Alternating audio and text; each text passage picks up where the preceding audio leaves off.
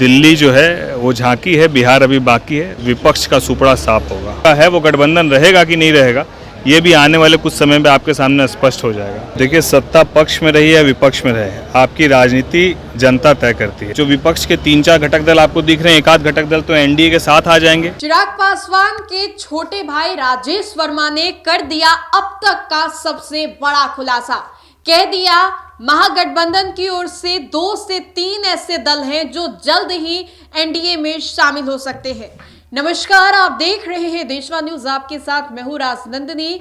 दिल्ली में तो चुनाव हो गए, लेकिन अब बारी है बिहार विधानसभा चुनाव की। बिहार विधानसभा चुनाव को लेकर के तो राजनीतिक सरगर्मी एक तरफ देखने को मिल रही है, लेकिन राजनीतिक बयान दूसरी ओर। बयानों में कितना दम होता है ये सभी जानते हैं। बयानों के माध्यम से आप किसी के मनोबल को बढ़ा सकते हैं तो किसी के मनोबल को गिरा भी सकते हैं। चिराग पासवान की पार्टी की ओर से खगड़िया से सांसद है राजेश वर्मा। राजेश वर्मा जो कि बेबाकी के साथ संसद में अपने बातों को रखने के लिए जाने जाते हैं और साथ ही साथ बहुत कम वो बोलते भी है, लेकिन जब वो बोलते हैं सटीक बात बोलते हैं। राजेश वर्मा आज फिर एक बयान दे देते हैं जो कि अब काफी ज्यादा चर्चा का विषय बन गया है। राजेश वर्मा से जब सवाल किया जाता है बिहार विधानसभा चुनाव का, राजेश वर्मा से जब सवाल किया जाता है कि वाकई जो बातें चल रही हैं बाहर राजनीतिक गलियारों में, गठबंधन में टूट होगी, एनडीए में शामिल होंगे, उसमें कितनी सच्चाई है, तब राजेश वर्मा बातों ही बातों में ये कह देते हैं कि उधर से 2 से 3 ऐसे दल हैं जो एनडीए में शामिल होने के लिए आ सकते हैं। राजेश वर्मा ने जीतन राम मांझी की भी बयान को दोहराया। उन्होंने ये कहा कि दिल्ली तो झांकी है, बिहार अभी बाकी है। क्या कुछ कहते नजर आ रहे हैं केंद्रीय मंत्री चिराग पासवान के छोटे भाई सांसद खगड़िया से हैं राजेश वर्मा। आप सुनिए उनके बयानों को। के चुनाव हुए, परिणाम चौंकाने वाला आया, बीजेपी की सरकार बन रही है, पर आपकी पार्टी चुनाव हार नहीं। तो ये तो स्वाभाविक सी बात है कि हमारे पार्टी ने, आप ये समझिए कि जहां हमारा संगठन बहुत उस स्तर पर मजबूत नहीं था, बावजूद उसके पार्टी ने 50,000 से ज़्यादा मत लाए।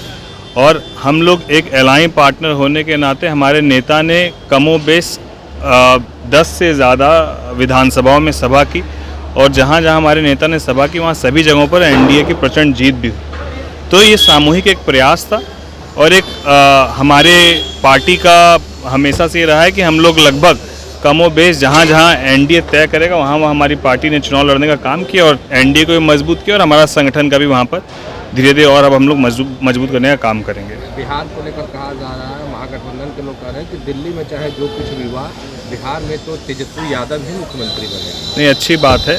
हर पार्टी को ये सोचना भी चाहिए कि बनेगी सरकार, लेकिन अंतोगत्वा दिल्ली जो है वो झांकी है, बिहार अभी बाकी है। और आने वाले समय में आपको देखने को मिलेगा 225 पार एनडीए की जीत होगी और विपक्ष का सुपड़ा साफ होगा। लेकिन विपक्ष के लोग यहाँ राजद के लोग कह रहे हैं कि इनका 27वां चालू हो जाएगा। ठीक है, वो उनकी भाषा, उनकी मर्यादा है। हम लोग पूरे सम्मान के साथ उनका स्वागत करते हैं, और हम लोग कहना चाहते हैं कि अब बिहार की जनता इस बात को बेखूबी समझ चुकी है कि उनके कथनी और करनी में कितना अंतर है। और दूसरी बात, महागठबंधन कितना एक है ये लोकसभा चुनाव के वक्त भी पता चला, दिल्ली में विधानसभा चुनाव में पता चला, और आने वाले समय में जो गठबंधन विपक्ष का है वो गठबंधन रहेगा कि नहीं रहेगा ये भी आने वाले कुछ समय में आपके सामने स्पष्ट हो जाएगा। नीतीश कुमार के पुत्र निशांत को लेकर कहा जा रहा है कि राजनीतिक एंट्री हो गया और हरनौत विधानसभा क्षेत्र से चुनाव लड़े। युवाओं का स्वागत है, और कोई यदि युवा सकारात्मक सोच के साथ राजनीति में आते हैं तो बिल्कुल उनको आना चाहिए, उसमें क्या दिक्कत है।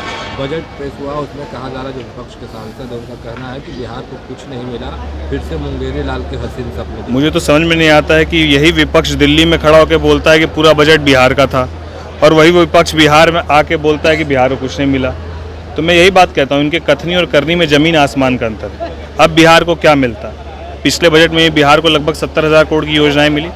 इस बार भी मखाना बोर्ड बिहार को मिला, निफ्टिम बिहार को मिला। यहाँ पर आपके एयरपोर्ट के एक्सपेंशन की बात हुई, बीटा का ग्रीन फील्ड की बात हुई। अब उससे सारी चीज़ें मिलने के बाद भी कुछ तो ऐसा चाहिए कि लोगों के बीच में अपना जगह बना पाए। तो ये सब उलूर गुलूर बयान है। आप बिहार में चुनाव होने हैं, आप लोग कितनी सीटों पर तैयारी कर रहे हैं, क्या रणनीति? देखिए, तैयारी तो पार्टी ने पिछले बार भी विधानसभाओं में सभी सीटों पर अपनी तैयारी रखी थी, और संगठन पूरी मजबूती के साथ लगभग सभी विधानसभा सीटों में मजबूती के साथ तैयारी में है। लेकिन क्योंकि हमारे नेता एनडीए घटक दल के एक ईमानदार साथी हैं, इसीलिए जो एनडीए घटक दल में तय होगा, हमारे नेता जो तय करेंगे वही सर्वमान्य होगा और हम लोग पूरी मजबूती और ईमानदारी के साथ गठबंधन के साथ चुनाव लड़ेंगे। बीपीएससी मुद्दे को लेकर आपके नेता अभ्यर्थियों के साथ खड़े थे, अभी भी अभ्यर्थी धरना पर बैठे हुए हैं, कोर्ट का भी फैसला आ रहा, पर री एग्जाम की बातें नहीं। हमारे नेता ने पूरे मजबूती के साथ उनका समर्थन भी किया और हमारे नेता ने कहा है कि इसकी समीक्षा होनी चाहिए और इसको लेकर एक कमेटी बना के, एक दल बना के छात्रों का भी वो मुलाकात करने के लिए उन्होंने उस वक्त भी कहा था। उस पर कुछ बात भी है, उसके बाद आगे क्या हुई हम लोग एक बार उस पर देखते हैं। सर, आप लोग सत्ता पक्ष के साथ हैं। जिस तरह चिराग पासवान जी का बयान आया कि बीपीएससी परीक्षा जो है रद्द होनी चाहिए, लेकिन सरकार के कोई भी अधिकारी इस मामले में कुछ बोलने को तैयार नहीं। देखिए, सत्ता पक्ष में रही या विपक्ष में रहे, आपकी राजनीति जनता तय करती है, तो जनता के मुद्दों को आपको उठाना होगा। इसमें पक्ष और विपक्ष का कोई मुद्दा ही नहीं। और यदि ये युवाओं की बात है, बिहार के छात्रों की बात है, तो हमारे नेता हमेशा से युवाओं की बातों को, उनका MY समीकरण आपको पता ही है, महिला और युवा, तो उस समीकरण पर हमेशा से उन्होंने अपनी मजबूती से बात को रखा है और हम लोग पूरी तरीके से उनके साथ हैं और हम लोग विरोध में नहीं है। हम लोग सरकार को एक सुझाव देने का काम किए, जो हमारे नेता के माध्यम से देने का काम किया। कांग्रेस के नेता तारिक अनवर है, अपने ही दल पे सवाल खड़े कर दिए और कई तरीके के बात। मैंने आपको कहा तो कि विपक्ष में महागठबंधन साथ है कि नहीं है, ये वो खुद पहले तय कर ले कि कौन साथ है कौन नहीं साथ है। आने वाले समय पे आप देखिएगा, जो विपक्ष के 3-4 घटक दल आपको दिख रहे हैं, एक आध घटक दल तो एनडीए के साथ आ जाएंगे और बाकी जो घटक दल है उसमें आपसी फुटअव्वल जो है वो आने वाले 2 महीने में शुरू हो जाएगा। कितने लोग साथ रहेंगे देखने को मिलेगा।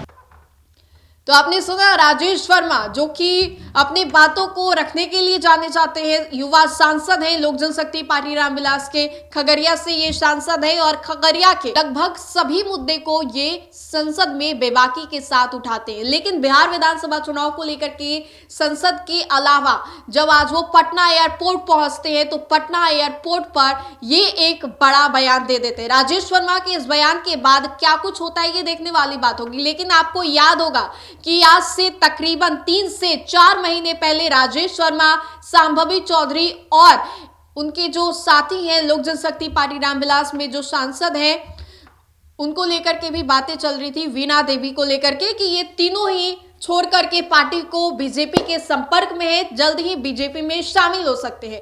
तीनों को लेकर के आरजेडी की ओर से ही बयान दिए जा रहे थे।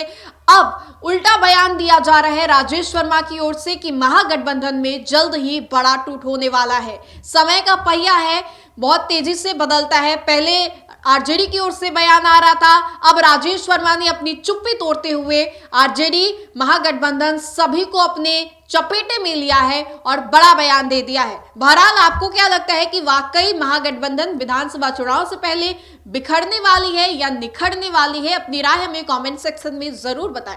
अगर आपको हमारा ये वीडियो अच्छा लगे तो लाइक करें, चैनल को सब्सक्राइब करें और इस वीडियो को ज्यादा से ज्यादा शेयर करें। फिलहाल के लिए इस अपडेट्स में इतना ही, हम दोबारा जुड़ेंगे। धन्यवाद।